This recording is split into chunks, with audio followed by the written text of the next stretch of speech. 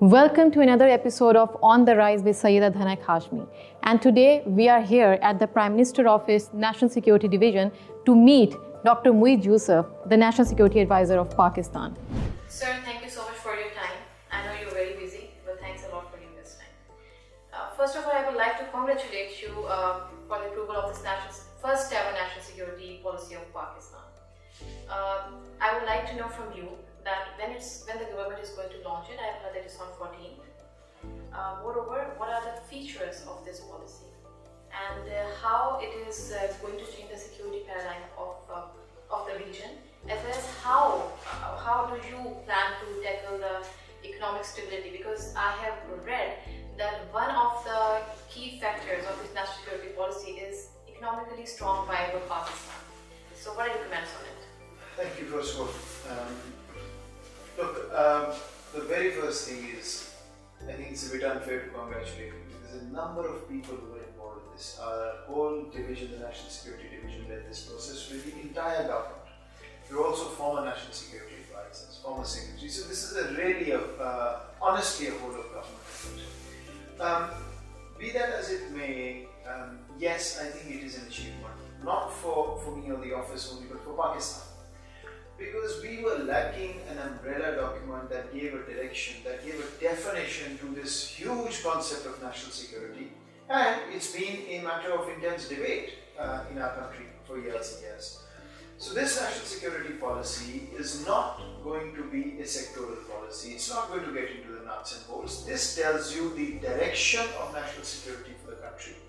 And there, the purpose of national security, as we define it, is to address the vulnerability of the most disempowered citizens of the country. So, safety, security, dignity and prosperity of the most vulnerable citizens.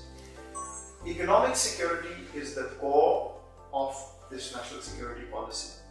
We are calling this the comprehensive national security policy, and the economic security is essentially meant to increase the size of our national resource pie. The amount of money we have, the resources we have to spend on human security and on traditional security is going to come from a stable economy. So that's why economic security is at the core. And then you've got to redistribute the economic pie to human security and to traditional security. That's sort of the approach. Apart from this, we're talking about national cohesion as a critical element. And there, the moniker that the policy puts out is unity in diversity. We are a proud Islamic republic. Our constitution gives us our ideology, but we are also, in addition, one of the most diverse countries on the planet. And so, cherishing our diversity is absolutely crucial for national cohesion. We talk about our military and our foreign policy, and the main goal is attainment of peace in the region and beyond.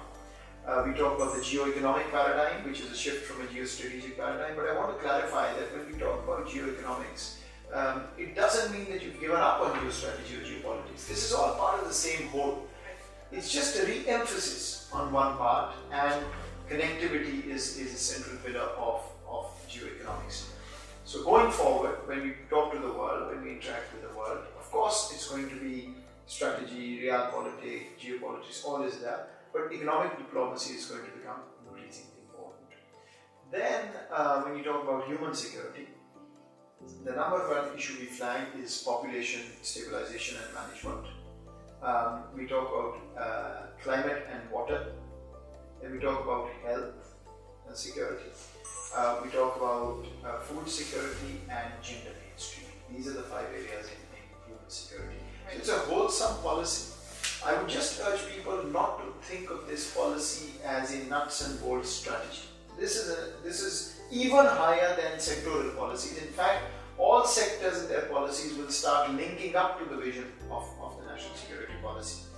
And finally, please don't try to compare the policy goals with the reality. Policies give you future directions. What happened 5 years ago or 5 days ago is not what the policy is talking about. It's telling you where Pakistan is intending to and has committed to going